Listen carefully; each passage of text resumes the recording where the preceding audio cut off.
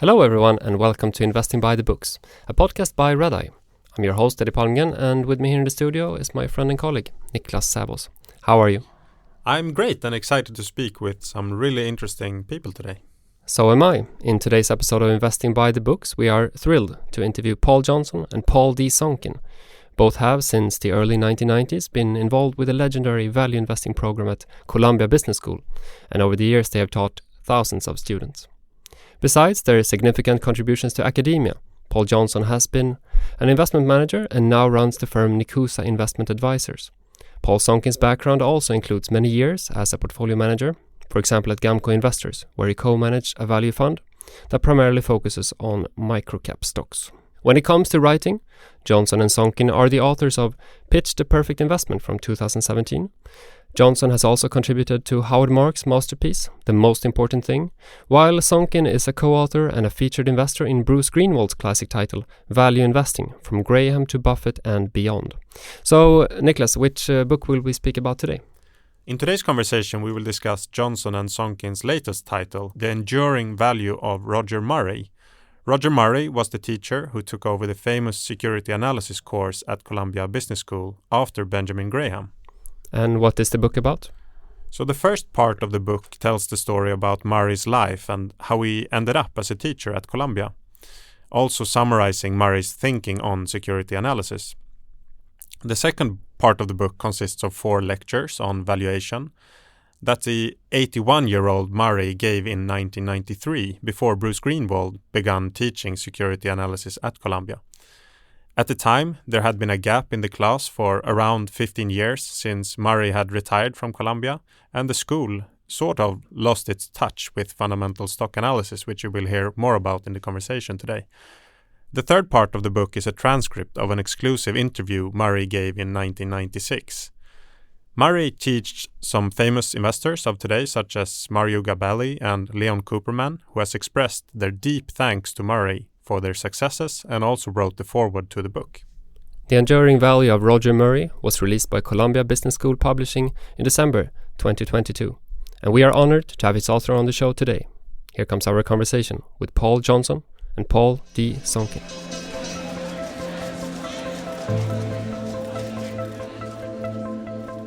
Hello and welcome to Investing by the Books podcast.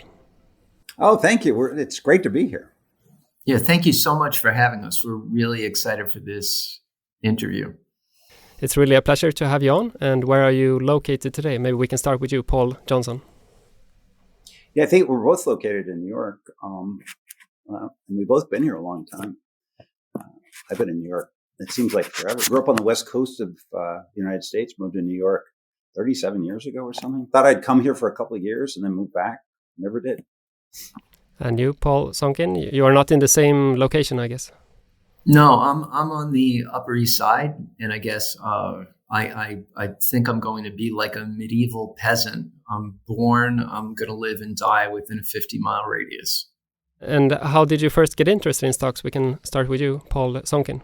I like so many other investors, I probably, bought my first stock with my bar mitzvah money.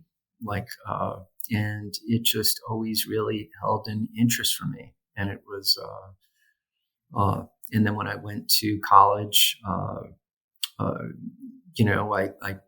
studied economics and business. And then when I graduated, Drexel Burnham had just gone bankrupt. I was looking for sell-side analyst jobs, and I couldn't get any.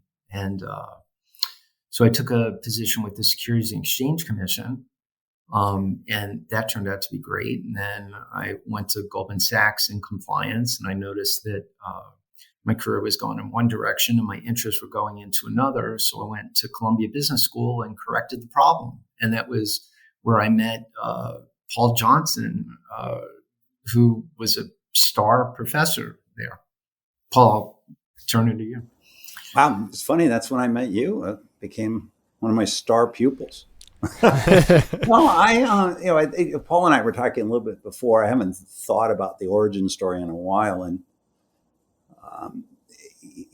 we both were commenting that a lot of investors started when they were young. You don't have to start when you're young, but a lot did. And I was in high school. It was the late 70s. A very good friend of mine, a still good friend of mine, convinced me to buy a gold stock. I didn't know much about stocks. My father had been an attorney, was an attorney. And I think we bought 1,000 shares at 25 cents a share or something like that, $250, which was a lot of money to a high school kid. I'd done a bunch of jobs in restaurants and McDonald's and delivering newspaper. And about 6, 7, 8 months later, we sold it for $250 a share, $2,500. And that I took off to college with me. And that always stuck in the back of my mind because it was so little effort. Now, I didn't realize how much risk I was taking at the time, but it felt like so little effort. And I had said my father was an attorney, and he used to comment that his big frustration with being an attorney, he was a sole practitioner, is you could only charge so much per hour, and there were so many hours in a year. And so if he wanted to make more money, he had to find other ways. Now, large law firms solve that by having associates, as Paul Sonkin reminded me.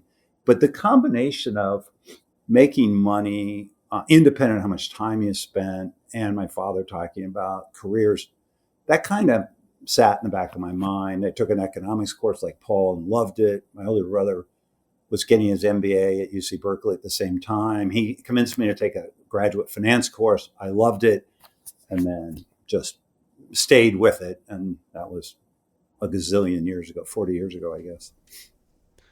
And you are co-authors of The Enduring Value of Roger Murray. What led you to write the book? I think a couple of things. Number one is both Paul and I were interested in the history of the discipline. And I'll get Paul talk a little bit about it. But he had done some primary research on the history separate from me. We had been friends from 94, 95. He had taken my class. He'd taken actually 2 classes from me, and we'd stayed friendly. But separate from each other, we had done some primary work. I'll have him talk about his. And then I got commissioned to co-author an article with Bruce Greenwald, who was probably the most famous and professor at Columbia Business School, on the history of value investing for a book that came out called The Centennial. It's 100 years of ideas. And it was the history of Columbia Business School. And we wrote the chapter on the history of value investing. And Paul, why don't you talk about sort of the work you had done on? Well, so I'm always interested in antecedents and kind of how people influence each other. And when I so I started teaching at Columbia Business School, I guess. It was very shortly after I graduated. It was funny because Paul, do you remember in Galen Heights' office? Like there was a professor that was supposed to teach during the spring, and he backed out. And Paul recommended me to teach, and we were sitting in Galen Heights' office, and he said, "Okay, you wanted to teach a class. Here's your class." So he said, "You start Wednesday." And this was Monday. I'm like, "You mean like this Wednesday, as in 2 days from now?" And he's like, "Yeah." So I said, "Okay." And then in the hallway afterwards, like I said to Paul, I'm like, "What am I going to do?" And he's like, "Don't worry, we'll help you put together a syllabus, and you'll outsource a few lectures." And so that was kind of how I got my start. And when I was teaching, I kind of put together a family tree. And then I guess in the around 99, when we were doing the research for value investing from Graham to Buffett and Beyond, and doing the interviews, we interviewed Robert Heilbrunn and Walter Schloss. And I just became interested in the history and, kind of putting together the family trees of who influenced each other. And Roger Murray had quite a few students that have gone on to be extremely successful. And then Paul and I published a book in 2017 called Pitch the Perfect Investment. And then in 2018, it was if I get the math right, it was the 25th anniversary of the Roger Murray lectures. And so we were talking to people, and they said, "Boy, wouldn't it be great if we published those lectures? And then why not do a biography?" Do you remember that Mario had that celebration at Fordham for like Roger Murray's 100th birthday, or it was something? And as part of that, I had to give a talk because I was working for Gabelli at the time. And Paul, remember, I emailed you the script that I used because I had to go back and, I interviewed Mayor Feldberg and Bruce to kind of get the history again. So that all coalesced, and we decided we pitched the perfect. It took 4 years, which is exactly 3 years more than I thought it would take. And we actually really liked working together. We complement each other very well. And we developed a really nice friendship. So the idea was, well, why don't we do, I didn't know that much about Roger. You probably knew more than I did. But that's not saying a lot. Yeah, we decided to write the biography because, and we'll probably get into this. He plays a very important link between Graham and kind of the modern teaching at Columbia Business School. And one of the things I've taught at Columbia forever, I guess 32 years. And one of the things I like is that I can track my course all the way back to Graham. And Roger's a big part of that link. So we launched on the project, and that book took 4 years as well. We're thinking that books take 4 years. It's a constant. Books take 4 years. At least for Paul and Paul, books take 4 years. I think it's a great job you have done with the book, and in it you write that readers might know of Roger Murray as the co-author of the 5th edition of Security Analysis, but that is one of the least interesting accomplishments that he has done. So who was Roger Murray?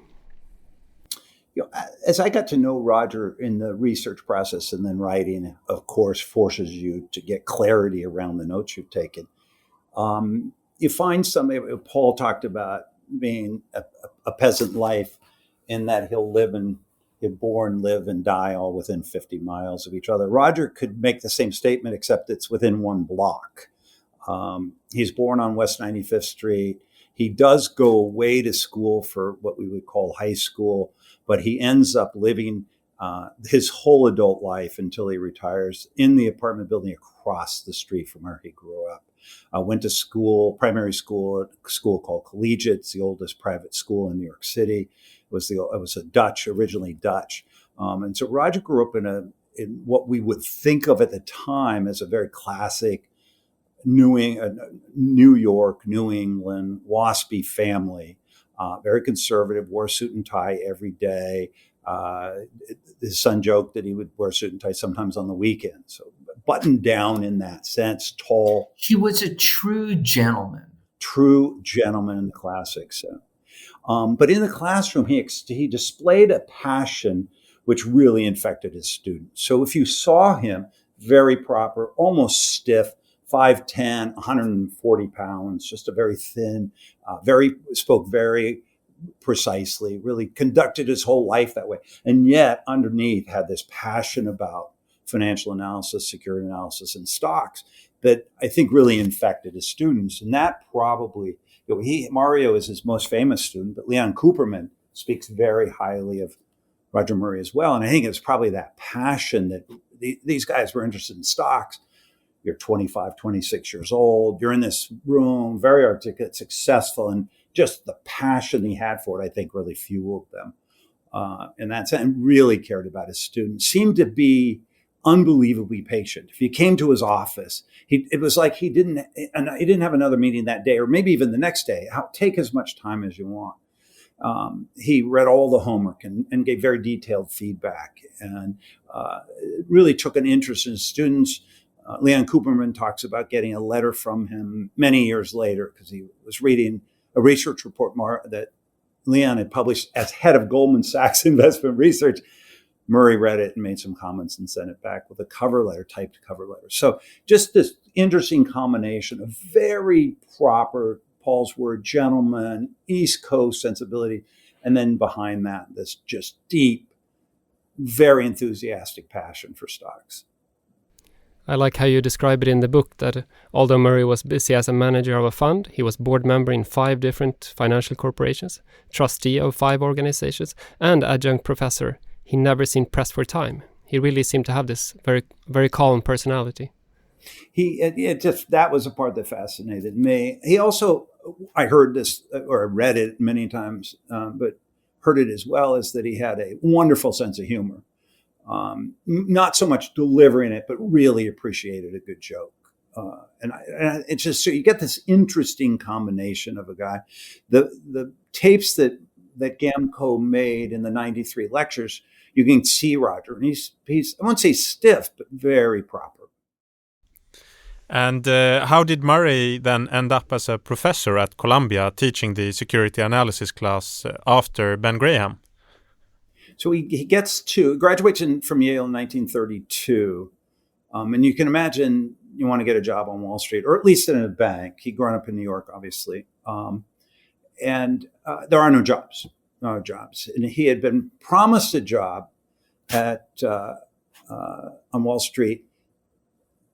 But the person who had offered him the job said, "We're shrinking." It was J.P. Morgan. He said, "We're shrinking. You're not going to have a career."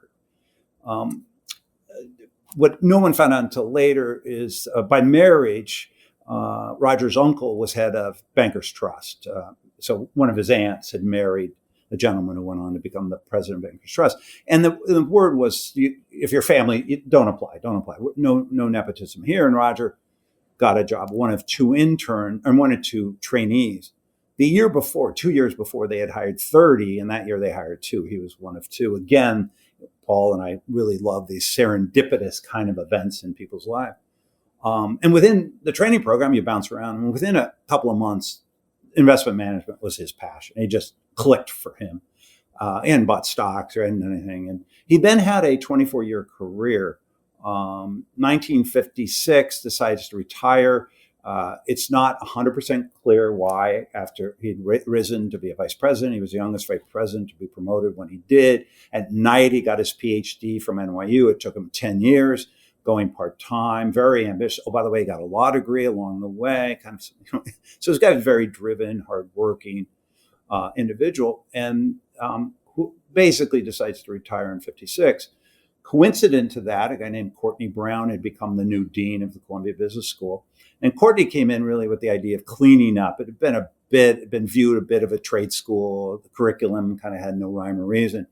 And Courtney Brown came in and said, "Look, I want to turn this around." He and Roger had worked together earlier in both of their careers and reached out to Roger to come in as adjunct dean and not a professor, but to help him out on curriculum and some other things. About the same time, Ben Graham, who had started teaching in 27, announces he's going to retire at the end of the school year in 1956. And so the idea is that somebody needs to take over for this very famous course. Although, the part that's fascinating to me is when Graham starts teaching in 27, he has 200 students show up, standing room only. And it's the same in 28, same in 29. But by 30, you can imagine the enrollment had dropped to about 20. So first 3 years, he has standing room only, then he has 20. For the rest of his time teaching, he never has more than 30 students. So we look back at Graham of having this enormous impact on value investing. All Fair wrote the 2 best books, Security Analysis in 1936, and then The Intelligent Investor in 1949. But he actually did not teach that many students. Still a bit famous. Courtney Brown says, "Boy, we'd like to keep that going."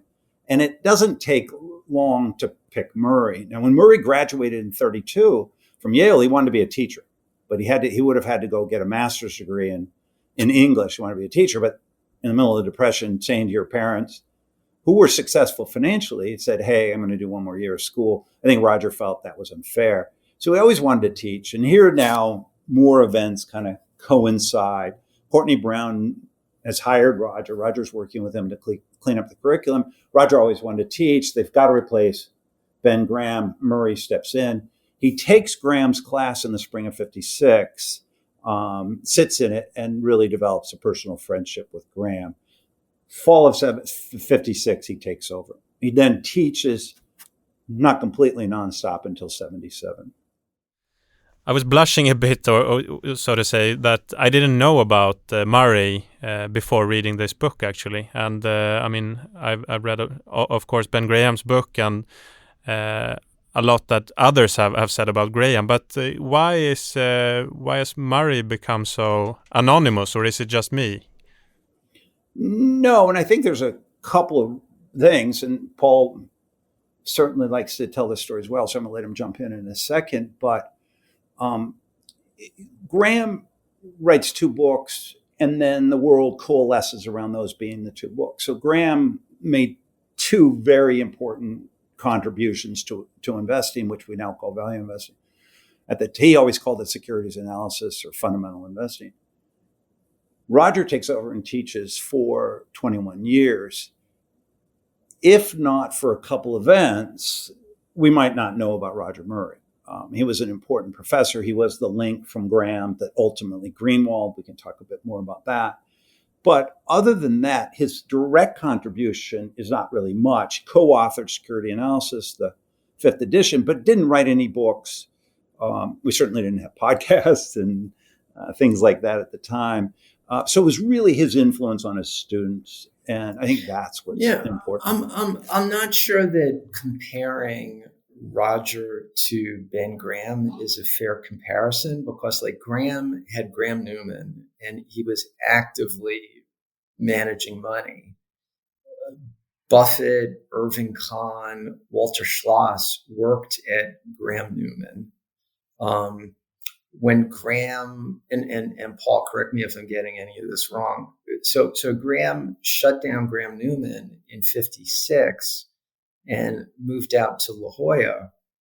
And then a group of his students would go out to visit like once a year or something. So there are these pictures that you'll see in some of the books with there's Sandy Gottesman and all of these different guys that went out to visit him. So it was, and Graham was also, he wrote a lot.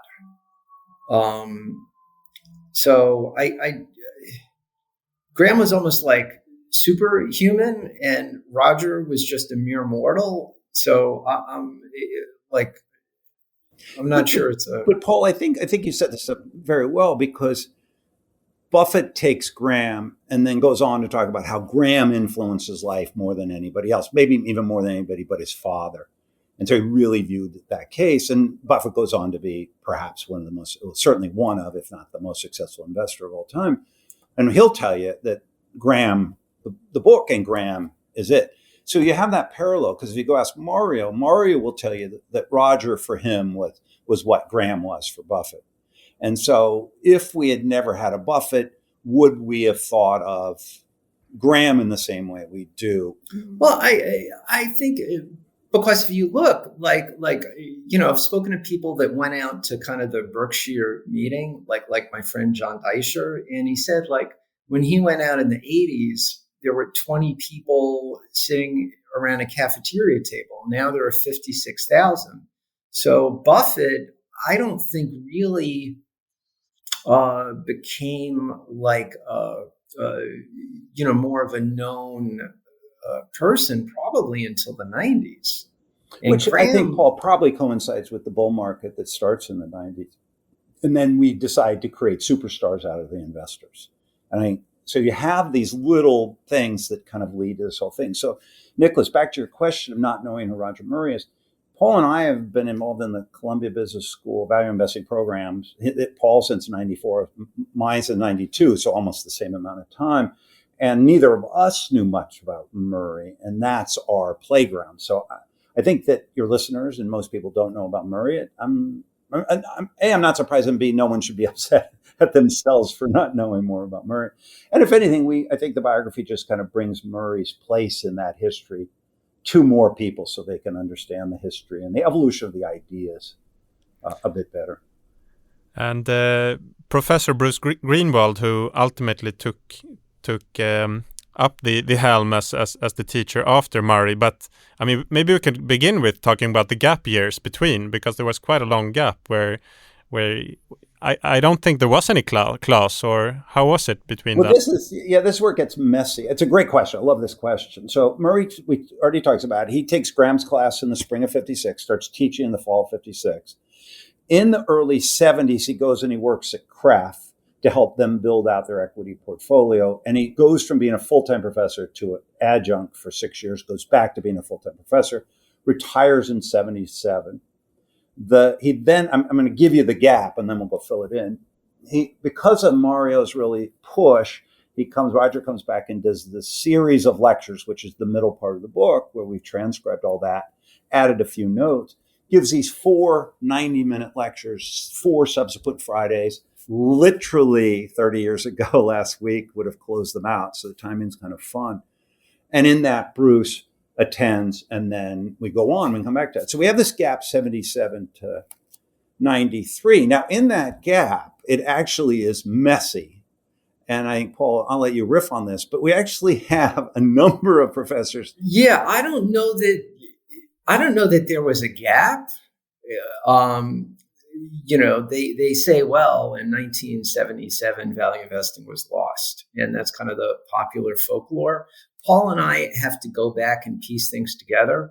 But if you talk to people that were at Columbia Business School in the 70s, like Glenn Greenberg and Bobby Gottesman and Robert Bruce, they didn't take security analysis with Murray. There were other professors that were there. Like I spoke to Glenn Greenberg, and he didn't remember the guy's name, but it was like there was some guy from JP Morgan and came in a suit and kicked his feet up on the desk and lit a cigarette and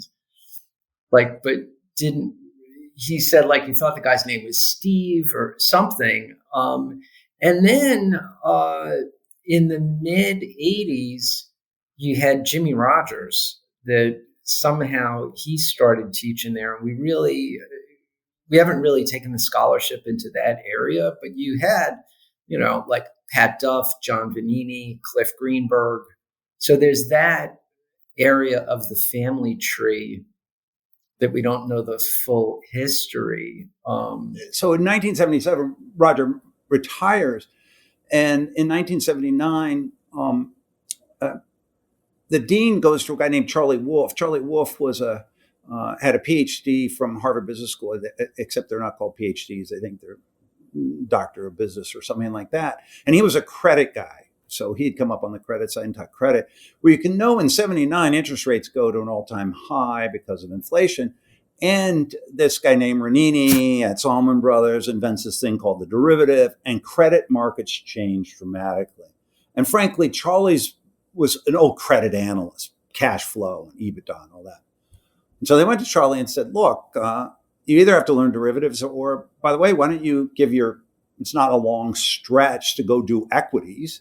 And Charlie says, I like that idea. He said, but I'm going to take a sabbatical. Look, you get a sabbatical every 7 years at Columbia. I'm going to take a sabbatical, go work on Wall Street. There's a funny story. Jim Freeman, who is the director, former Columbia guy, is the director of research at the time First Boston, Credit Suisse First Boston. And Charlie goes to work with him for a year.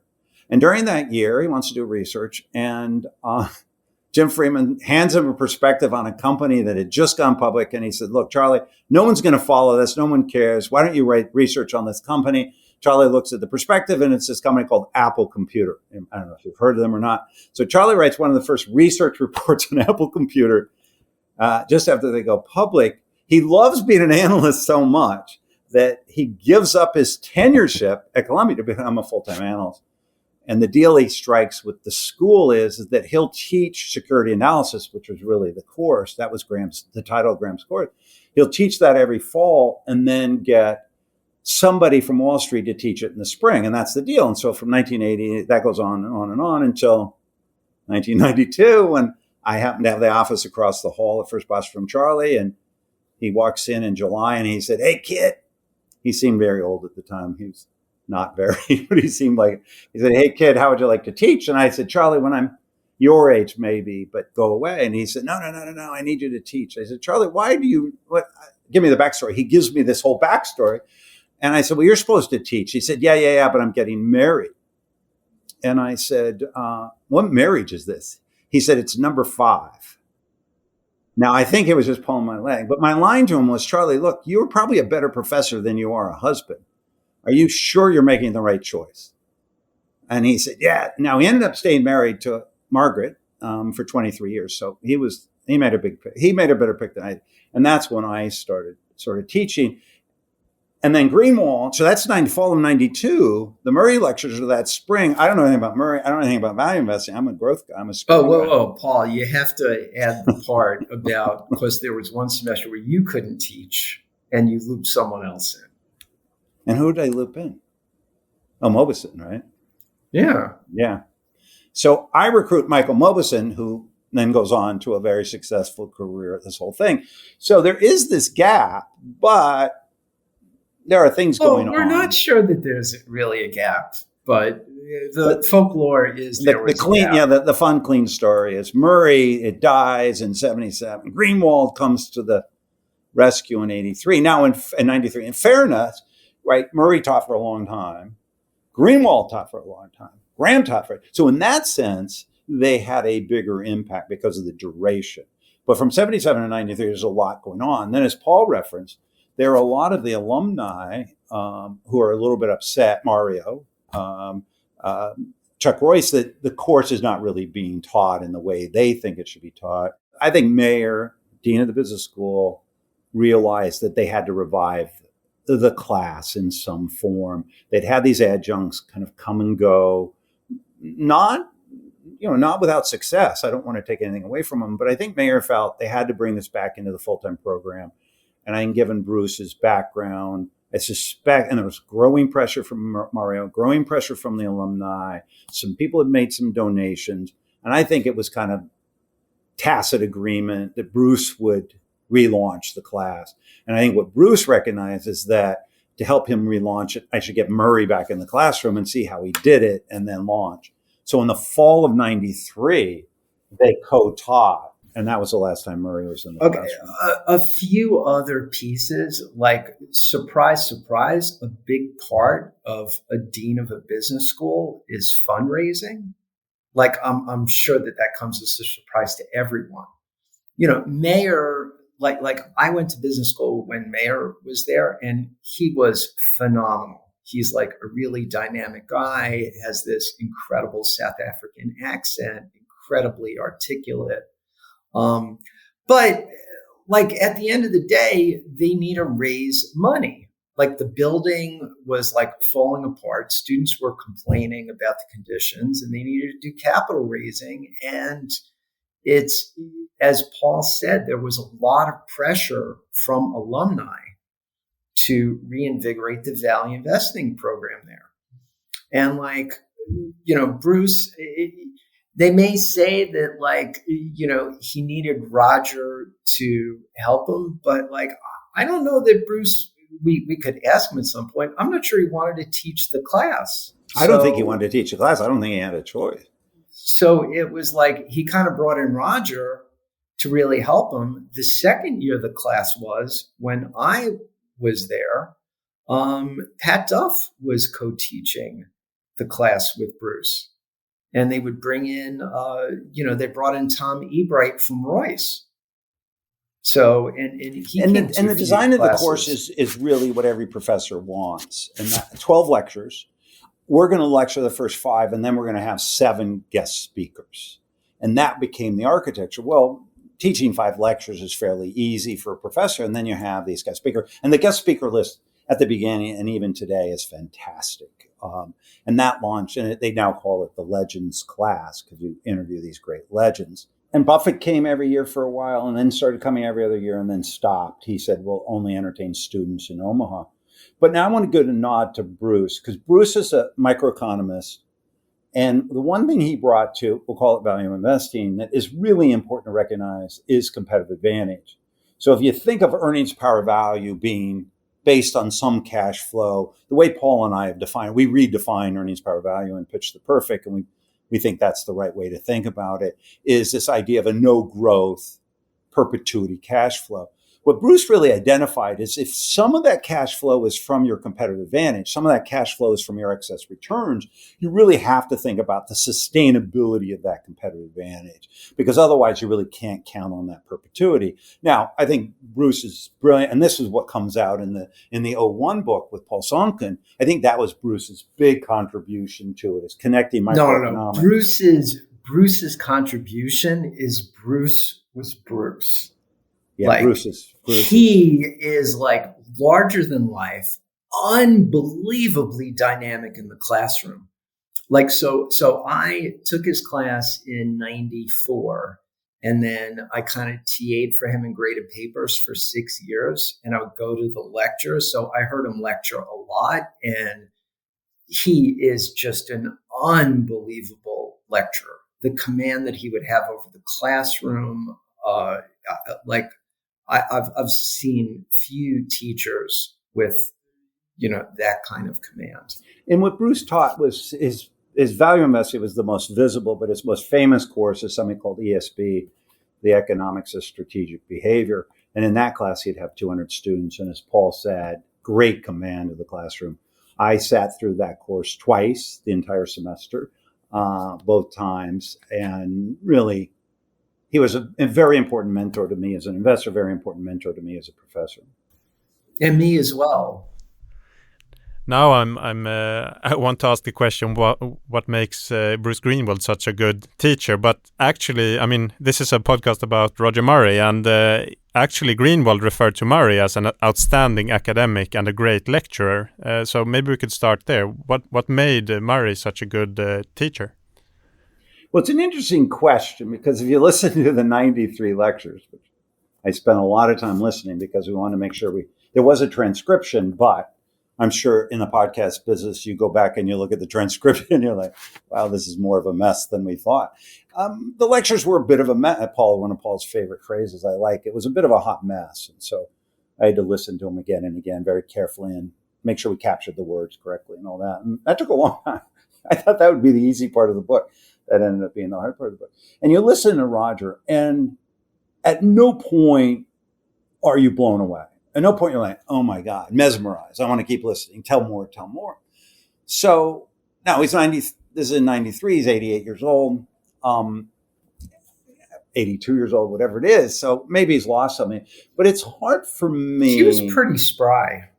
Yeah, but it was hard for me to think that you had this dynamic professor that you just couldn't wait, hanging on every word, entertaining, wonderful stories. And yet when you talk to Murray and Leon, they talk about this fantastic experience. So Bruce was never really in the class, sort of in the classroom with Murray. So I'm not sure Bruce had enough firsthand experience to say that. I think that's a deferential comment. Roger was clearly a bit of an academic. He was more of an economist than he was an academic. He didn't write academic papers, but he wrote a fair amount of economic commentary and a little bit of economic research. So in that sense, I think you could say that he had leanings toward academia. I don't think he wrote Paul, you said something interesting. You said that Mario and Lee said that it was an incredible experience. And I think that what Roger did, because, again, he was a gentleman, he was meticulous. Like Lee told a story, so part of the analysis is that Roger, he was incredibly disciplined and had the students do these, all of these ratios. And 20 ratios per company. And there were these huge spreadsheets, but they were on paper, on like that green accounting paper.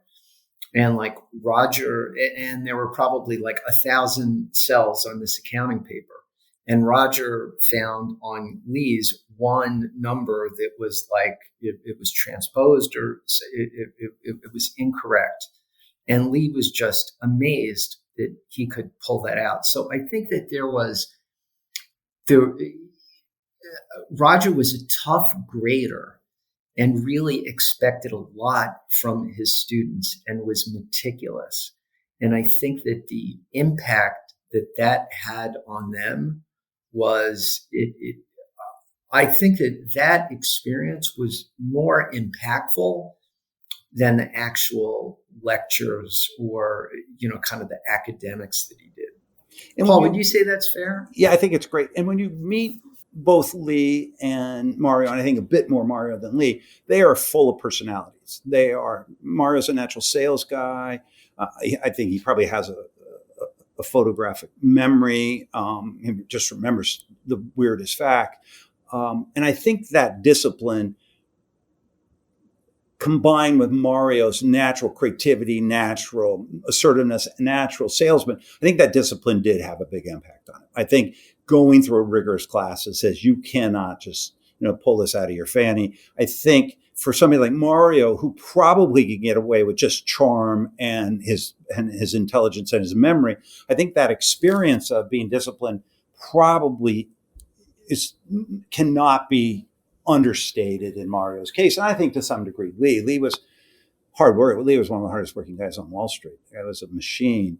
And I suspect that also, that focus that, hey, perfect is don't transpose the two numbers in the fifth year on the seventh company. That, Paul and I, as we spent more and more time with Murray, more and more time, it really, what I think Roger brought is discipline. Now, keep in mind, he started teaching at 56. From 56 to 77, two phenomenons are going on Wall Street. One is the market's getting more efficient. And why is it getting more efficient? Investors are getting more sophisticated. So the things that Graham saw, you would never see, these nets and these arbitrages and things like that, those were starting to get arbitraged away because the market's getting more efficient. So that's really important. So being disciplined is critical. The second thing that's going on is an earnings quality issue. And it really bubbles up. A lot of accounting issues during the late 50s and also and it really bubbles up in the 70s and becomes front line. But I think Roger saw that early on. And so he taught you this rigor of second guessing the numbers. And you do this through ratio analysis over time and comparison with companies. And then when you start to see the anomalies, you either have found a potential value investment or you found something that you should be careful of. And I think those two things are going on in the milieu, or that Paul teaches me this, the zeitgeist that's going on. And Roger's natural discipline brings that to the classroom. And I think that is, if there's a contribution from Roger academically, it's this idea. We go from back of an envelope, the famous phrase that Graham says, I don't always know what intrinsic value, but the extremes are obvious. And I think the extremes start to disappear. And what Roger says is to find those opportunities, you've got to be incredibly disciplined. I think that's the other thing that people don't fully appreciate is that, and it's difficult, but again, during the 50s and the 60s, there were a lot of accounting issues. Like, it's not like we have today with Sarbanes-Oxley and stuff like that. Like Abe Brilloff at Baruch came out with more debits than credits and unaccountable accounting. Yeah, but that's really at the end. I mean, that's when it's becoming obvious because he starts publishing in 68 and early 70s. Brilloff. Yeah, so that's the thing, is that this was really a major issue, probably from like 62 to 70, and Roger having this incredible discipline for these ratios. It kind of puts it into context, because like you go back and look at it and say, well, why was he so focused on ratios? When you understand kind of what was going on with the accounting, it makes a lot of sense. It makes a lot more sense. And what would you say are the big differences if you would take this class today compared to when he was teaching it? Well, I think that's the interesting question. So if Roger were teaching today, what would he teach? Well, I've gone on. So I started teaching in fall of 92, and I've taught basically every year since. I've taught 55 semester-long courses at Columbia Business School. And I think about Graham. What would Graham teach? I think about Murray. What would Greenwald? Paul and I both taught the Legends course, or the value investing course, when Bruce was on sabbatical in 97 and then 04. And I've been in that environment for 30 plus years. So I think about this question: what would Murray teach today? Because Newton's great phrase, we've been able to look a little bit farther, but standing on the shoulders of giants. And I've studied Bruce extensively. I studied Murray now extensively. We all studied Graham extensively, studied Buffett extensively. And the problem, I think, for all of those individuals is the discipline has come so far that if Roger were to teach the same lectures today, and in fact, I've had several people say that they've both watched the lectures and read the book and said, there's not much there. And the answer is because you already know it. But when Roger's doing this from 56 to 77, that's brand new material. So now back to your question, if Roger were to teach today, what are we struggling with today? Growth. Growth is what Paul and I spend an enormous amount of time on it. The issue is we know how to value everything except growth. Growth is the final frontier. And value investors, when I say this, they say, well, I don't worry about growth, which is nonsense. By definition, if you worry about tomorrow, you have to worry about growth. And by the way, growth can be small or big, and it can be positive or negative. We tend to think of growth as big and positive, but no. Anytime you're trying to forecast cash flows and using any valuation method, by definition, you have to think about forward cash flows. You have to think about growth. Now, the growth may be small. It's big growth that we don't know how to value very well. And so if Roger or Graham, now Graham was brilliant, absolutely brilliant. I think that Graham would embrace this and have contributions now. Roger, it's an interesting question. He's smart, coolly passionate. I don't know what he'd be teaching today. It would be different, have to be different. I don't know, Paul, what's your take? I mean, I think that if you kind of take like his raw intellect and his attention to detail, like I think exactly what you're saying. Like he would try and engage with difficult issues and kind of push things forward. So yeah, I think but Paul, he could spending time. I think Murray today could teach an earnings quality class as well as anybody. Oh yeah. So maybe it would be an earnings quality class wrapped around a value investing title. He probably would have folded more behavioral finance in, more market efficiency. Yeah. Because like market efficiency, when he was teaching, was really in its infancy. Like, Gene Fama in 1966 was a pup. So it really... It's funny because Markowitz publishes in, I think it's 1968, so... And if we talk about Murray without the academic hat on, how was he as an investor? No one knows. At Bankers Trust, he helped run trusts, and there's no track record. At CREF, he was really there to help them develop their equity strategy. He gets there, they have $50 million under management. He leaves 6 years later, they have $950 million under management. Too short of a time to track record. But his real, if you will, contribution is how do you manage those inflows? Because you're going from 50 million to 950 million over time. You have to invest incrementally. No track record's ever been published of his performance. I think he was also pounding the table on equities, and like CREF invested a lot in bonds. So I think that it was probably the mix shift. Yeah, but it's not like, with Graham, you're Graham Newman, and there's a track record. With Murray, he didn't run a fund. And nothing, we dig. The two things that were, disappointing were we couldn't find any performance record. And two, we couldn't find anybody that worked with him, because he was a bit more of a manager of people, analyst, than he was necessarily a manager of money. And so Paul Sonkin kept asking me, well, where are these people that work for him? Some have got to still be alive. Let's go talk to him. What was he like as a manager? What was he like as an investor? And I never could find anybody. We tried to reach out, but we never did. And I think, like, as a gentleman, and given his upbringing, like I think that he was probably pretty closed. I don't think that he really disclosed a lot about himself to other people.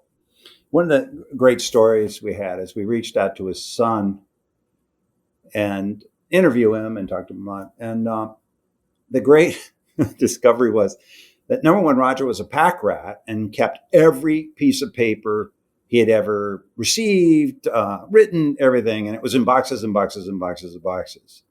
And his son had decided, I guess, 3 years before we started the project, to throw them all away. So on the one hand, it would have been interesting to go through them. It would have been a lifetime to go through them. So Paul and I were joking, we probably missed a bullet. I think having some of those would have been kind of interesting. But they no longer exist. Best we can tell, they no longer exist. You mentioned in the book that Murray incorporated an economic outlook before making investment decisions. Can you maybe tell us some more about how did he actually do that, and what do you think about his strategy doing that? The backdrop is he at Bankers Trust fairly He was early the in his chief career. economist, wasn't Yeah, he became the economist and over time the chief economist. And I think I don't want to take anything away from economics, but I think forecasting the economy and the Depression aside, kind of from early 40s to late 60s, was fairly straightforward. A lot of economic models got produced. That was the golden era of econometric. And I think he kind of did that. I think after 79, the world got infinitely more complicated, anticipating the second part of your question. I suspect that he claimed that he had a weekly meeting with all of us analysts, and they would talk about the economy and do a tops down and a bottoms up and match everything up. I'd love to fly back in time and listen to those conversations, because from the current perspective, looking backwards, I think it's borderline a waste of time. But at that time, maybe there was some value add. Things were more predictable, easier to understand. And the market was less efficient. So it might have been some value add there. I don't know, Paul, what do you think today, starting top down, figuring out where interest rates are going? Well, I mean, I think the thing is like, again, if you're the chief economist at Bankers Trust, and Bankers Trust was a lot smaller back then than it was like before it got taken over by Deutsche Bank. But like, that was what he did. And then if you're running money at Kraft, you kind of have to have a top-down view, because a lot of it is allocation, how much to bonds, how much to stocks. So it's just kind of, I guess I've seen with investing that like once assets get to a certain level, you have to have a view about the economy. Even if like the track record of economists it's not all that good. Just although wisdom of the crowd, the track record of wisdom of the crowd for economists is actually quite good. Individual economists, not great, but the crowd, not bad. One thing that we touched on, I just want to bring back to the story, is that Roger was bullish on equities, U.S. equities, his entire life. And he was right. Fundamentally, he was right. And he claims at times he was a bit more cautious, but in general, very bullish all the time. And he was right. He recognized that over time, diversified portfolio will deliver better returns than any other asset class. And he was consistent. So it wasn't like he did, and he talked about it regularly. So it wasn't, he's just taking credit from one claim from 30, 50 years ago. No, he talked about it regularly and always led with that. And he was right. He was right. There was one point when he was very, very bullish. That was in 1974. Right. So 74, the world has gone dark. And Roger steps up and makes a very famous proclamation that it's not dissimilar to, we've heard Buffett made the same comment, that he just, and they didn't have a relationship, by the way. They didn't really know each other at all. Makes a claim that this is the time to be wildly bullish. While he said the returns on equities are going to surprise people. And he nailed it. He absolutely, now, he was bullish going into 74, but at 74, he stepped up at a time where that was controversial. And some people cautioned him and said, are you sure you want to make this claim? And he made the claim and was right. The opportunity of a lifetime. Yeah. Something we all grapple with as investors is the problem when we see a change in business, in a business, a negative change, and we have to understand if it's, or try to understand if it's cyclical or structural. And he didn't really answer the question, in at least from what I read. But so I asked this tough question to you instead. I mean, do you have any tools or so to figure this out? Well, we have tools that we certainly teach and employ. I think the question that's most important in my mind, is there a structural change?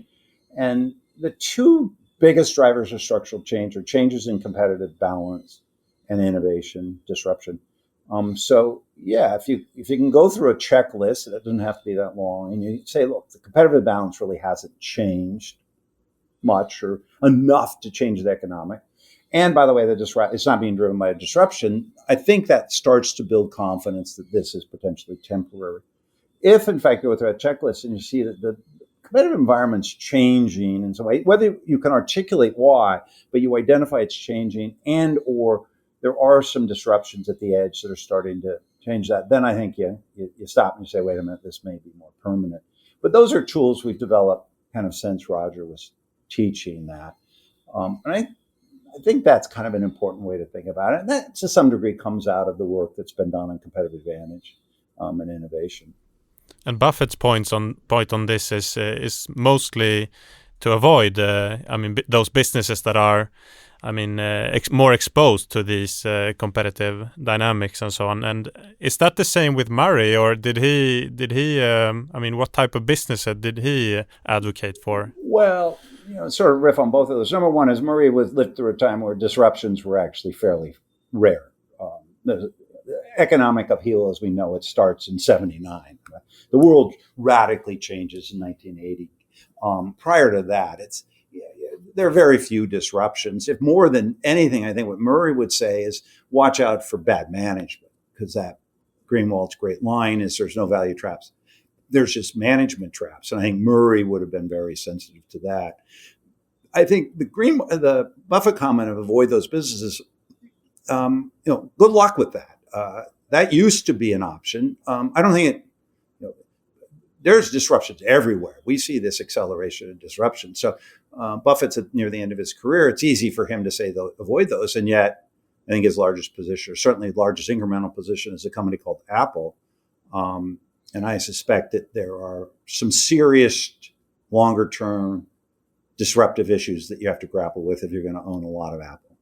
So I think some of those are backward-looking comments. But Roger lived in a time where there was very little disruption, and I don't know about that, because, again, he lived through the Great Depression. Then you had this huge upheaval during World War II. Then the bust. But generally, but from 46 to 77, you've got a straight shot. No, you had a pretty serious bear market in the early 60s, another one in the late 60s. Yeah, but wait, we're not talking changes. Air travel, containerized shipping. Right, but those aren't disruptions in the same way we think about them today. I think the economy was, you had a lot of boom and bust because people, you would have too much inventory and then too little because you didn't have the computerization. So, look, you definitely had a really good economic run in the 50s. But I think there's always been a lot of upheaval. There's always been a lot of disruption. And on a related note to disruption and is risk, I think. And in the first of his 4 lectures there in 1993, Murray describes the difference between risk and volatility, where he argues that risk is buying a company that fails. And when we speak here today, many people out there they equal risk and volatility. So we have no better people to ask probably than 2 distinguished professors. Why isn't this debate settled by now? Oh, Paul, this is all you. This is something that near and dear my heart. And then in Pitch the Perfect, we have a chapter on it. We try to explain, and we give a very simple example of a lottery ticket. And I give that same lecture in my class every year. And I'm still somewhat amazed. I was on a panel before the COVID with a woman from Goldman Sachs who was in the risk management group. And I said, what in the world is that? And it's volatility management. And we're on this panel, and every time she said risk, I would say volatility. And she would get very frustrated with me. And finally, at the end, she conceded that it was vol management. I think it partially comes out of academic finance and this idea of short-term vol. If the market's perfectly efficient, vol and risk are the same thing, because if it's efficiently priced today and efficiently priced tomorrow, the change is, guess what? Only information driven. So at the extreme, risk of vol, the same thing. VAR, this idea, not value-added research, but the idea of a risk measure is all based on vol. So there's these institutional pressures to focus on vol as some sort of measure of risk. And on a short-term basis, vol is a type of risk if you are structurally, right? If I have leverage, vol can turn into risk pretty quickly. If I've got a managed account and other people can decide my allocation, vol can turn into risk. So vol is risk at the limit Vol can be risk if I structurally can't deal with it. So in that sense, I understand it. So it's certainly what Buffett has done is structurally set him up so he can deal with volatility. The other one, Howard Marks, talks a lot. The difference, they structurally set himself up so he can deal with volatility. If you can deal with volatility, it is not risk. If you cannot deal with volatility, volatility turns into risk. And I think it's those sort of institutional pressures, structural challenges that make vol risk, but it is not risk. At least if you can be patient, it's not risk. I think the real issue is that people are imprecise with their language. And it's Paul, like your example, like this woman on the Goldman on the panel was calling it risk, but when you kind of push back a little and you defined it, she was really talking about volatility. So I think a lot of the problem just comes from people being imprecise with the language that they're using. But communication is difficult, really hard. And I think if you say, I'm in the risk management group, that sounds very impressive. If you say, we're in the volatility management business, people are like, oh, that sounds sort of trivial. So I think Paul's right. I'm a stickler on this topic. And the other one is risk and uncertainty, which I think is the twin problem, which people will say, oh, it seems too risky to me. And I say, no, I think it's too uncertain. And we humans, we generally don't like uncertainty, except, by the way, we love uncertainty when it comes to game shows and mystery novels and movies. We love uncertainty. We hate uncertainty in our lives. We hate uncertainty around financial things. But if it's just uncertainty and not risk, then you have to learn to live with it. But humans have conflated uncertainty and risk generally. Cayman and diversity teach us that downside vol is 2 times as painful as upside vol. And so that's a factor. So people are very sensitive to anything that could be downside volatility. So I think there's lots of things that go on in this. What Murray really said, imprecise language. And imprecise language. And I think what Murray was really saying was just that. If you're right on your estimate of intrinsic value, ignore the volatility if you can, and you'll be just fine. And Murray also discusses the importance of understanding the expectations that go into a price, where you add that you think this is the toughest part of active management. Why is that? Well, you've asked 2 questions. Why right? I was impressed by that you don't see it in his earlier work, but in the 93 lectures, he really embraces this idea that price is a set of investor expectations, which, as far as I'm concerned, was the big breakthrough in investing over the last 25 years, is that acceptance that in every price, there is a set of investor expectations. Stock prices go up when those expectations are beat. Stock prices go down when those expectations are missed. Now, teasing out what expectations are is, I think, the art part of the business. What Paul and I have been working on over the last couple of years post Pitch the Perfect is, can we do a better job of teasing out what those expectations are? And we've made a lot of progress in the last year, some stuff that really allows us to quantify what expectations are. Michael Mobison and I wrote a paper together in 97 where we started this process of what can we tease out. This idea of expectations investing. The challenge, of course, is there are 3 unknowns that you're trying to predict: the level of profitability, the duration of that profitability, and then growth. And we only have one equation, a DCF. So you have one equation, 3 unknowns. What Paul and I have done is figured out a way that you can hack into a DCF and tease out some of those expectations. So it has certainly been art. We've been pushing to see if we can get a little bit more discipline around that. We think we made some progress. Now, my absolute favorite part of the Murray lectures, which we put in the book, was he used this incredible analogy talking about intrinsic value. And he said that intrinsic value is like a magnet.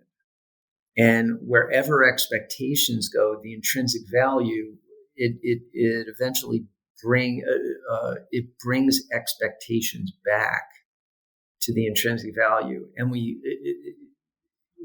put that in the book because we thought it was such an impactful analogy.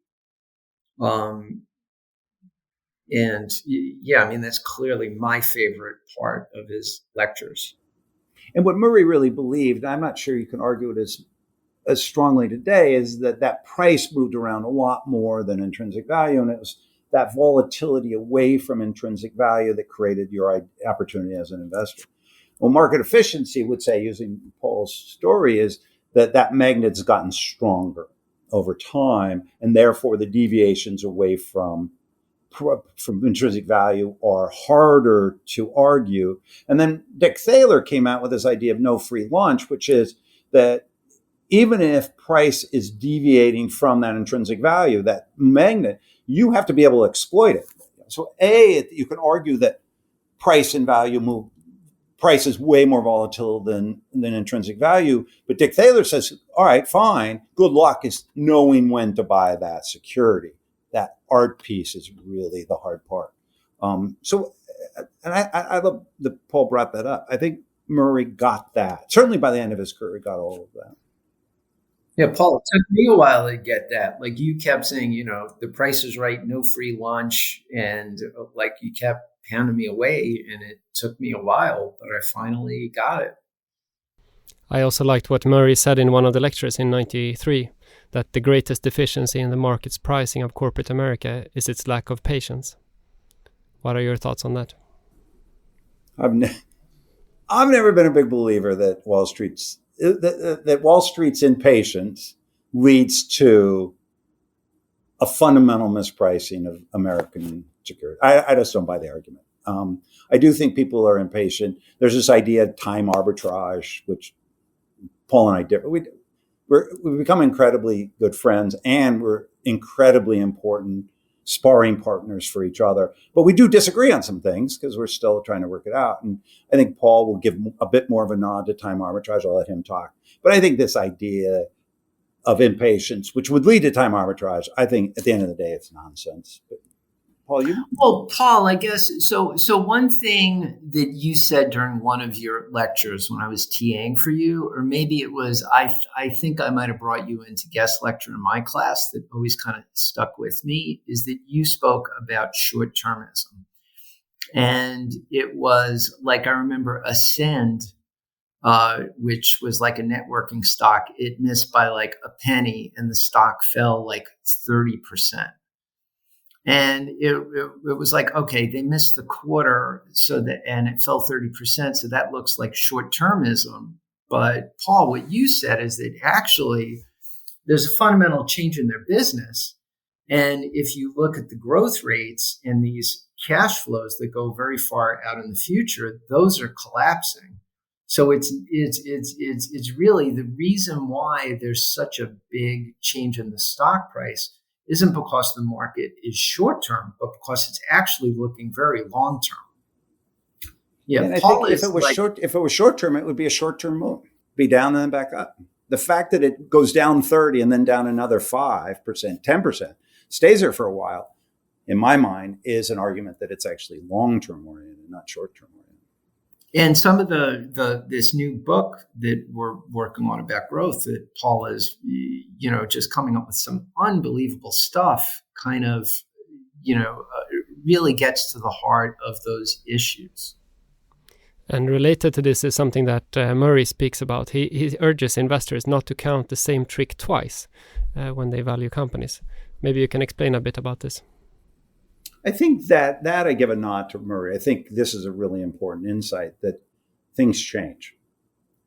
And be careful. So now the opposite side of what we talked about a few minutes ago about whether or not there's disruption, he says, by the way, you've got to ask yourself, fundamentally, is there a change in accounting, change in tax, change in leadership, change in structure of the business? So don't just assume your calculation of intrinsic value or your methodology of calculating intrinsic value 5 years before is the right way to approach it now. And in that sense, I give him a lot of credit. I think he's exactly right. So now we want to go in a bit more into your day jobs. So Paul Johnson, you run Nikusa Investment Advisors. And in your role as an advisor to CEOs and boards regarding strategy, capital allocation, shareholder value creation, and corporate governance, where do you think most companies lack competence? Is it equal in all these areas, or? Yeah. I just a very quick brief. I stopped managing money in 2012. Wow, 11 years ago. For lots of reasons. One, I was subscale at the time when the regulations were going up. Second is, I think, frankly, my area of the market had gotten more efficient. It was harder to outperform. And what dawned on me is I had this experience and skill of being an investor, but what if we took that and we flipped it on its head and we went to Mr. CEO or Mrs. CEO or any of the C-suite or the board of directors and said, boy, we've learned a lot about investing, how we look inside. What if we took those same lessons and you use those to drive strategy and governance and communication? And I found that to be a really, frankly, a more receptive market these days because there's so little training. So now that's kind of the backdrop. What is, without a question in my mind, it's governance. Corporate governance in the U.S. is a disaster. Boards are there, and if you go look at Delaware law and you look at the legal history, boards are there to act as fiduciaries for shareholders, and they gave up that role a long time ago. I don't have a problem with compensation. I don't have a problem with lots of this. I do have a significant problem with governance. And the board, if they would take on the fiduciary responsibility of managing the organization for the long-term shareholder, then things like stakeholder capitalism fits perfectly. ESG, whatever that really is, fits perfectly. Compensation would then be reined in. I mean, Murray would be shocked at the compensation today. He was troubled with it in the 70s. Now he'd be apoplectic. He thought it was out of control then. He'd think it's just a disaster now. So governance for sure. Boards have abdicated their responsibility, which means we end up with CEOs that are too powerful. Compensation's out of control, but that's the board's problem. So I think governance without a question is the case. I think the second issue, which I'm spending a lot of time on, as well as this idea of execution, translating strategy into actual execution. We have this new workforce, sometimes referred to as millennials, and they're viewed as snowflakes and empowered and blah, blah, blah. And when you go interview them and talk to them, which I've done a fair amount of actually, they're as ambitious as we were when you guys are young guys, but Paul and I, they're as ambitious and as serious, but they lack, in a sense, this deference to the organization, and they lack this weird sense of loyalty. Certainly when I was early in my career, if you quit a job within a year, that was going to bother you your entire career. Now they might quit a job after 3 months and not care about it. So the changing workforce, the changing competitive pressures, I think being able to translate strategy into execution with this new workforce is the new challenge, particularly for old guys like me that learned in a different set of rules. So those are the two things. Now, as an investor, I think both those things apply a lot. And the fact you don't have governance really affects long-term value. And the fact that this gap between strategy and execution is going to affect companies' ability to hit numbers, frankly, over time. And do you have any examples in those areas where investors can get a better grasp on if this company is doing well or poor? Yeah, great follow-on question. I would say number one is you really have to, the hard part of the job, one of the hard parts is you really do have to evaluate the board and the governance. Certainly when I was a younger analyst investor, we tended to just live with whatever we had. Activism exists because of that poor governance. By the way, private equity, there are more private equity-owned companies in the U.S. than there are public companies by a ratio of about 2 to 1.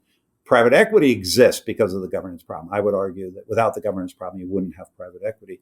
So that's kind of how the world has done that. The rest of investors, you've got to take the governance issue seriously. Now, the execution part's really tricky. We're trying to come up with some measures on way you can, kind of metrics you can monitor. That's early work still. And I want to direct a question to Paul Sonkin there. I mean, as an expert in small and micro caps, what's the difference in these areas with large and small companies? Oh, from a governance point of view, I guess it's well, you have certain rules and laws, like you have to have a certain amount of independent directors for the accounting and. So, but I guess there is a lot of these micro cap companies. It just feels as though, well, and with large cap companies, is they don't fully appreciate that that they are there at the as fiduciaries of the shareholders. And, you have certain companies that I've come across over the years that are very shareholder friendly, and others where shareholders are a nuisance.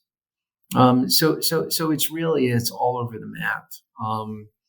I don't know that I would say that there's a big difference. I mean, along the continuum, like there are some micro cap companies that have better corporate governance than large cap companies. Yeah, I think that to me is really fascinating, because in a sense, you would sort of think that the smaller cap would have more of a problem because they're smaller, maybe don't have the resources, maybe not exposed to it. But I've actually had the opposite. The smaller the company, often you'll have families involved, or you'll have a CEO that's really become quite good at her job and really cares about value creation in a smaller mid cap.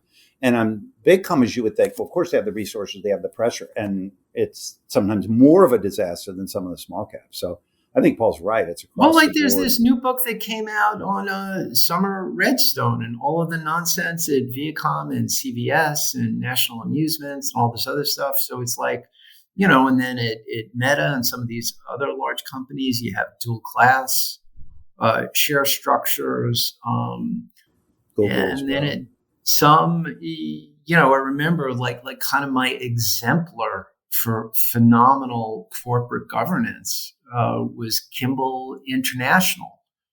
And they have a new CEO, and I don't know what's been going on there, but like when I was at Gabelli, like they were kind of the poster child of like what to do right.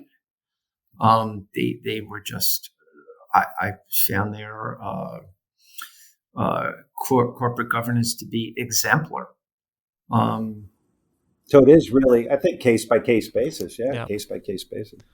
And I mean, we have had many guests to speak about capital allocation on the podcast, and maybe the most famous one was Will Thorndike, and he, of course, depicts some of the smartest capital allocators out there in his book, The Outsiders. What questions do you ask to judge if a manager has strong capital allocation skills? And the question is I mean, usually when speaking about capital allocation, I feel that investors often miss that, at least for small and mid caps, the allocation decision, especially if it's a growing company, is usually, number one, to grow the operations.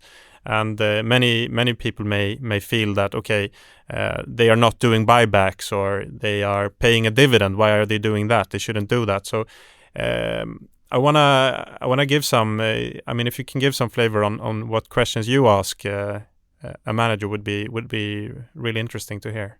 Well, ideally, you don't have to ask; you just observe. Yeah, I think Paul's right. I think that's the most important input, is observe. Yeah, if you have to ask, like it's almost that there's a problem. I think that this is the other frontier that needs a lot more work. And not so much on the academic side, but that kind of academic practitioner part. The Michael Mauboussin's and the Aswath Damodarans and things like that. I think Will's book is really important, but the end is, it's eight examples in his book from a while ago. And I joke, this is unfair because Will's an awesome guy and the book is really interesting, but of the 8, 3 are Buffett. So the end is so small, and Singleton is such a phenomenal individual that's an N of 1 out of a population of millions. And then, of course, the great Malone has gone on to be just brilliant at capital allocation, almost to a fault. So I'd like to have a call to Mauboussin or somebody write a book about the more mortals that you're going to see, a bigger N and the more mortals. Michael's written some stuff I think is important, but there's a lot more to be doing. Number one, you should not allocate capital unless the incremental return is higher than the cost of capital. That's fundamental, and yet there are a lot of people that don't know that. I tend to like CEOs that have learned the hard way, and he or she gets to be 50 or 60, and they just made so many mistakes along the way. They realized this works, this doesn't. And They may not be able to articulate it. Maybe they couldn't lead a class in capital allocation, but they get it. And those are always my favorite. I mean, that's what you hear typically. I mean, we sometimes interview managers and I think the best ones, they just say that it's not I mean, we're not looking at the ROI. We're just I mean, on the back of a napkin, is this a good decision or not? Yeah. And then I think a lot of times that's all you need. I completely agree. I haven't read The Outsiders, but I guess to start out with, it's probably a lot easier to allocate capital if you're in a good business, and it's probably really hard if you're in a bad business. So it's almost like whatever business you're in kind of dictates if you're going to be a good or a bad capital allocator, because if you're in a bad business, then it's like, you just milk it and shrink it and return as much as you can to shareholders. And Paul, people, how many managers do that? Yeah, nobody. Hate that. No one's going to do it. So it's almost like unfair. And then if you're in a good business which is growing and you continue to reinvest in it, it's almost like inevitable. So I don't know, like, again, I don't like to use cliche quotes, but it's like, if you have a good manager in a bad business who's going to maintain their reputation, it kind of cuts both ways. So I don't know that you could. There are some brilliant managers that have kind of had the foresight to go into really good industries and good businesses. I think the example from The Outsiders, which I love, is Tom Murphy. Phenomenal business, right? The cap cities, they had close to a monopoly, certainly an oligopoly in certain mid-sized cities, and he was a great manager. And the combination of being a great manager and a great business, you get Lollapalooza, as Munger would say. The unsung heroes are the great managers in the really tough businesses, and the oversung heroes are the okay managers in a great business, as Paul set it up. But I just wish somebody would write that piece. I think Buffett actually says this, that his manager in the textile operation was as good as some of the managers in the better businesses. It's just that, I mean, the business itself was not as good, so you couldn't see it in the result. And I mean, one of my favorite investment books is actually Greenwald's Value Investing, and Paul Sonkin, you're depicted in the last chapter. And I mean, you're depicted as a value investor focused on small and micro caps, as well as arbitrage situations. Can you expand on that a bit? What's your investment style?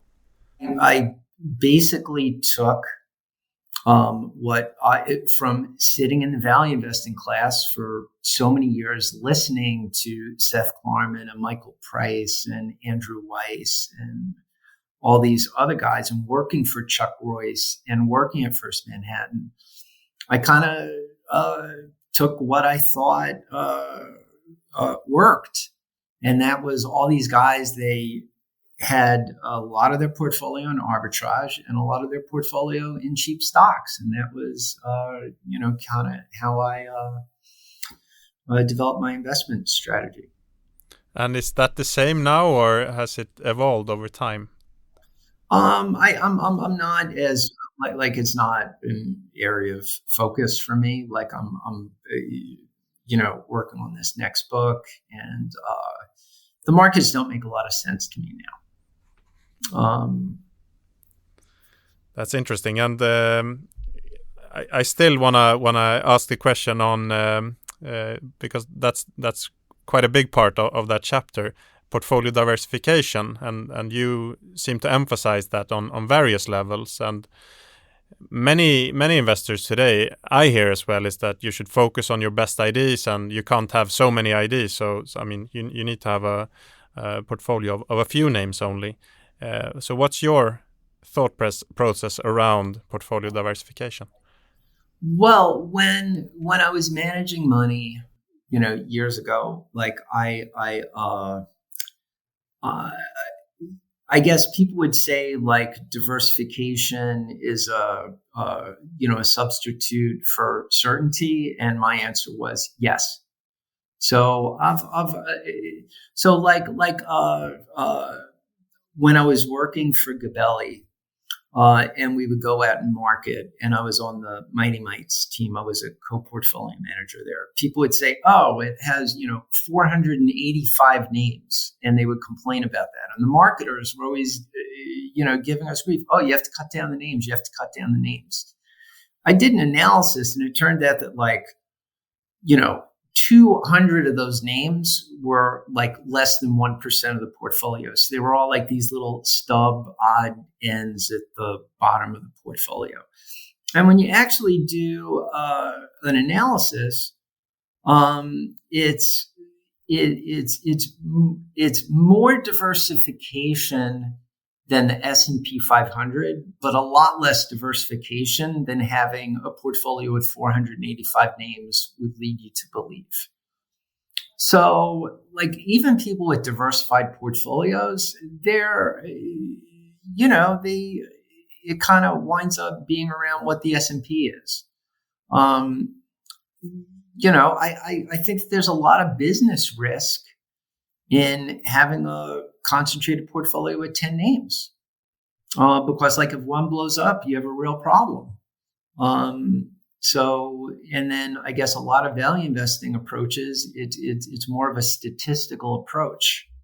When I was running Hummingbird, I used to say out of every 10 stocks, I have 2 that'll kind of exceed any expectations I ever had, 2 that'll go to 0, and the 6 in the middle will probably do as well or maybe a little better than the market. And you know what I'm going to say next. The problem is I couldn't identify which were which beforehand. So Paul and I managed money for a similar period of time, overlapped a lot. And I was a little bit bigger cap than he was, but I was at the smaller end of the size. And I ran a concentrated portfolio, 10 names. And he ran a portfolio with a lot of names.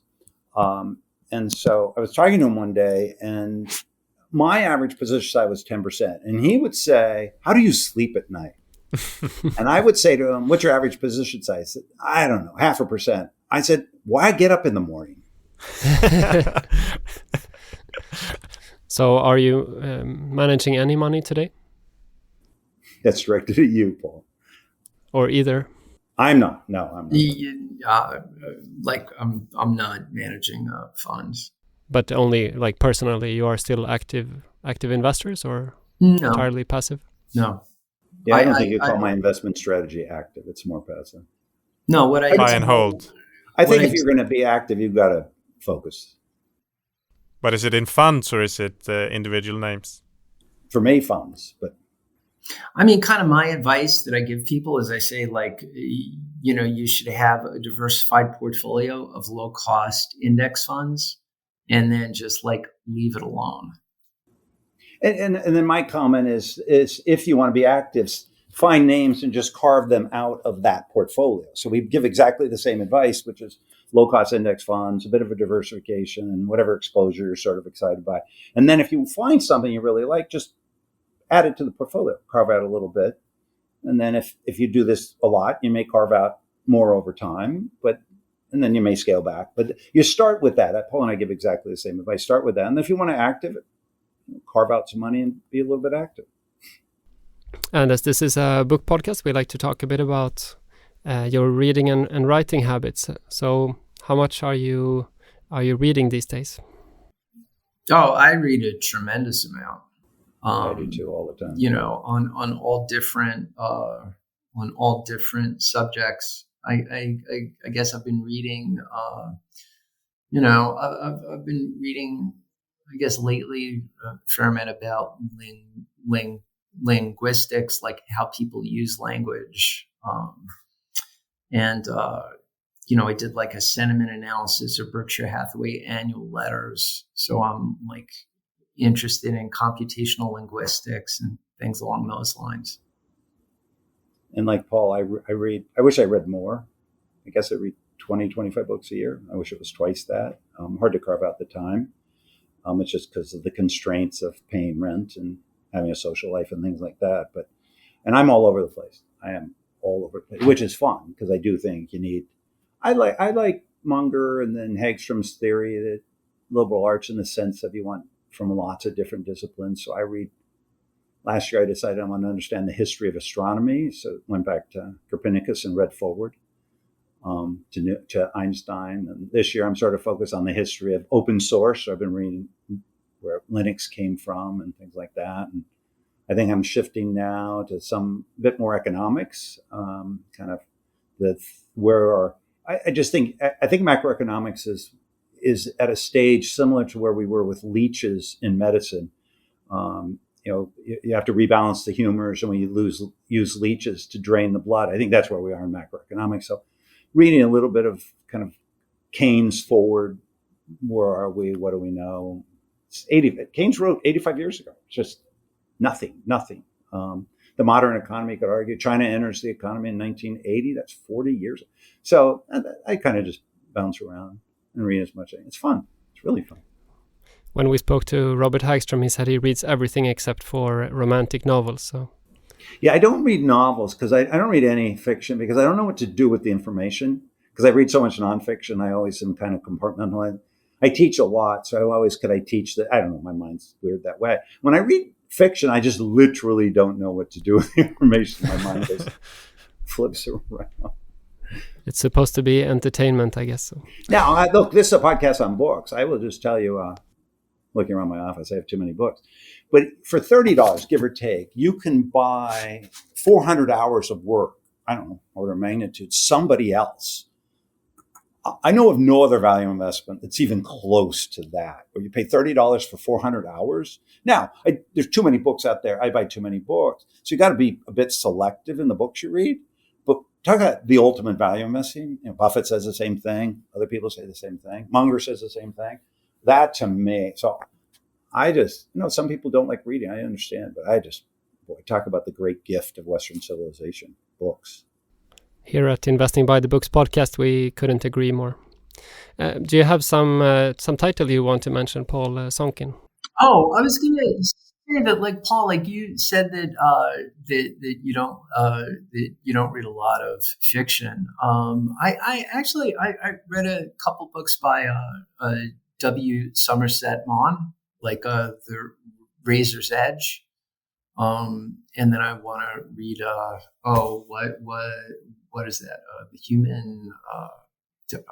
I forget the name of it. But well, I mean, it would be hard for me not to recommend this book that got published in 2017 by two fairly famous authors called "Pitch the Perfect Investment," which the title's a little misleading. I think the way that I like to describe it, Paul came up with this great idea that it's the California closets of investing. California closets concept in the U.S. where you go in your closet and they give you all of the spaces to hang and fold clothing. So it's the structure of your closet. And then you can put in sweaters if you have sweaters and shirts and pants and suits or whatever you have in there. And what we did in Pitch the Perfect is try to do that, create the California closet of investing.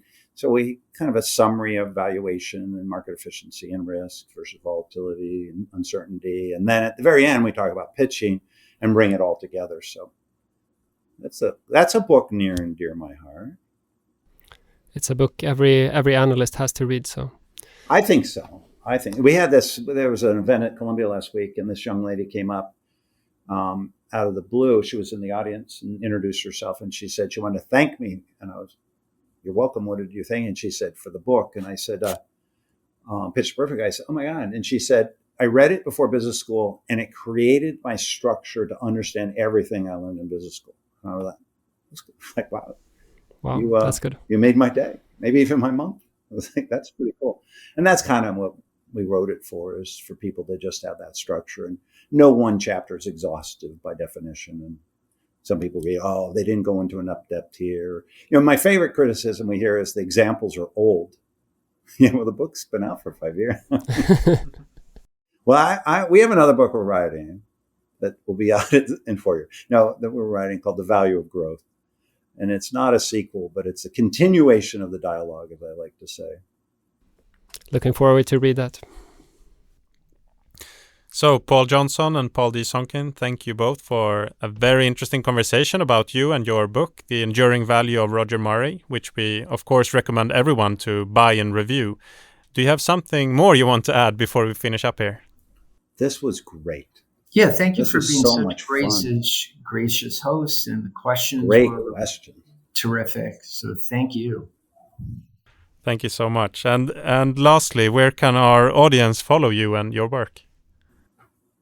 I'm harder to follow. I spend a lot of time teaching, so almost all of my publishing, if you will, is in the classroom. So if you're in New York and you want to come audit my class, that would be cool. But I publish not enough to have any significance. And then we write books. We will hold you accountable to that, Paul. We will come to. Oh, I love it. I love the auditors. I love the auditors. Are you going out to Omaha? I am not. Paul, are you going? No. It's gotten too crowded. Value investors go where the crowd isn't, right? So to go to an event that has 60,000 people, it's like I know interacting with people is the big value, but other than that, it's like too many people. I want to go the other way. So maybe we'll see you in New York then. That would be great. Thank you so much. Thank you. Thank you for listening to Investing by the Books, a podcast by Redeye. Follow us on Twitter at @IB_Redeye and email us at ib.podcast@redeye.se. To improve, we'd love to hear your feedback, so please rate and review us. Notice that the content in this podcast is not and shall not be construed as investment advice. This information is meant to be informative and for general purposes only. For full disclaimer, visit redeye.se. I'm your host, Eddie Palmian, and until next time, I sincerely wish you the best of luck on your journey through life and investing.